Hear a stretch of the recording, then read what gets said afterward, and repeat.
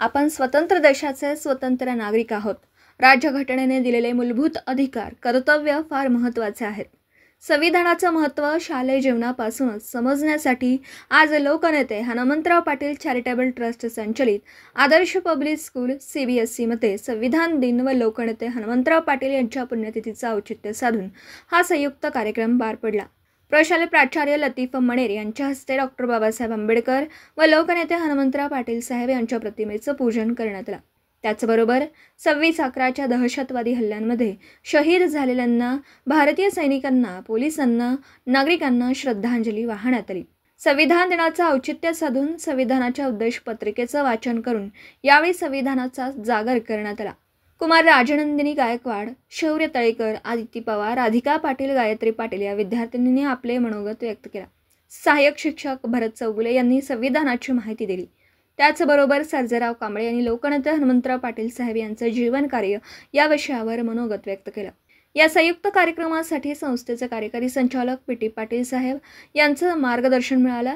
सदर कार्यक्रमासाठी पर्यवेक्षक किरण कांबळे, मीनाक्षी पाटील, शिक्षक विद्यार्थी उपस्थित होते। सूत्रसंचालन शुभांगी जाधव यांनी केलं। आभार रोहित घाटके यांनी मानले। मनेर सर, त्याचबरोबर कोऑर्डिनेटर किरण कांबळे सर आणि तुम्ही सर्वजण विद्यार्थी आणि शिक्षक, आज संविधान दिन आणि आज लोकनेते हनुमंतराव पाटील साहेब यांची पुण्यतिथी। संविधान जे आहे ते संविधान आपल्याला जगण्याचा अधिकार देतं। जे मूलभूत अधिकार जे आहेत किंवा कर्तव्य जे आहेत ते आम्हाला संविधानाने दिलेले आहेत। आम्ही जे राहतोय, वागतोय किंवा आईच्या पोटातून जन्माला येण्यापर्यंत, शेवटी आपण मरण्यापर्यंत संविधानाने आम्हाला अधिकार जो आहे तो अधिकार दिलेला आहे।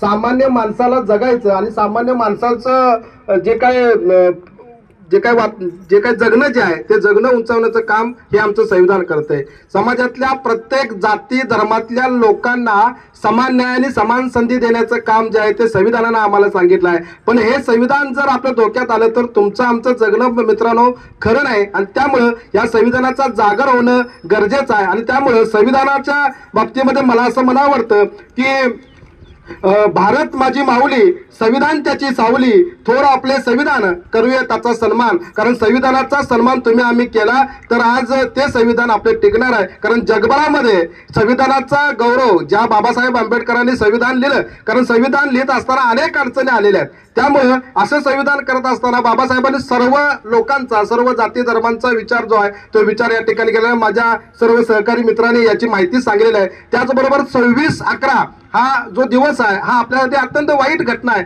कारण मुंबईवरती हल्ला जो आहे तो हल्ला या ठिकाणी केला। लष्कर-ए-तोयबा नावाची जी संघटना आहे, दहशतवादी संघटना, त्या संघटनेनं आपल्या भारतावरती किंवा मुंबईवरती अटॅक केलेला आहे। आणि अटॅक केल्यानंतर निरापराध लोक जे आहेत ती निरापराध लोक यामध्ये मारले गेलेले आहेत।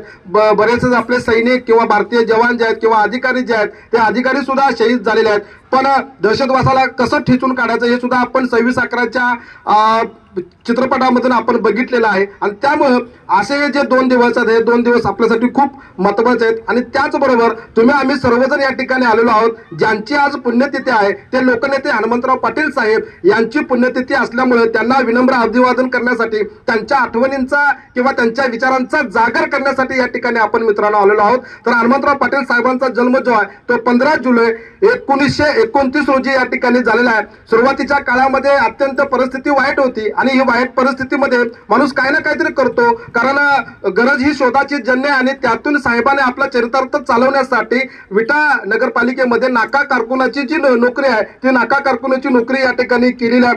त्याचबरोबर ती नोकरी करत असताना 1957 ते 1962 लोकांच्या मध्ये आपलं काहीतरी होतं, कारण राजकारणामध्ये किंवा समाजकारणामध्ये राहत असताना लोकांना विश्वास दिल्यानंतर काय होतं याचं उत्तम उदाहरण म्हणजे आदरणीय साहेब आहेत। आणि साहेब त्यावेळी 1957 ते 1962च्या काळामध्ये उपनगराध्यक्ष म्हणून त्यांची निवड झालेली आहे। त्याचबरोबर 1962 ते 1965 ते नगराध्यक्ष म्हणून निवडून आलेले आहेत। आणि त्यानंतर त्यांना लोकांचे किंवा लोकांचा जो लवाजमा जो आहे किंवा लोक त्यांना साथ करत आहेत आणि त्यामुळं राजकारणामध्ये ते यशस्वी झालेले। 1980ला साहेब थेट खानापूर आटपाडी विधानसभा मतदारसंघाचे लाडके आमदार म्हणून त्यांना निवडून या इथल्या लोकांनी दिलेलं आहे। आणि मग चांगल्या पद्धतीचं काम आणि या ज्या मतदारसंघामधला असणारा जो पाणी प्रश्न आहे, या मतदारसंघामध्ये असणारे अनेक प्रश्न जे आहेत ते अनेक प्रश्न साहेबांनी सोडवण्याचं काम या ठिकाणी केलेलं आहे. कारण सत्ता असल्यानंतर काय करता येतं याचं उत्तम उदाहरण म्हणजे आदरणीय साहेब आहेत. कारण तुम्ही आम्ही जे आता आलेलो आहोत, कारण माझ्या विट्यातला असणारा जो मुलगा आहे हा इथं शिकला पाहिजे, इथंच घडला पाहिजे आणि इथंच नोकरीला लागला पाहिजे,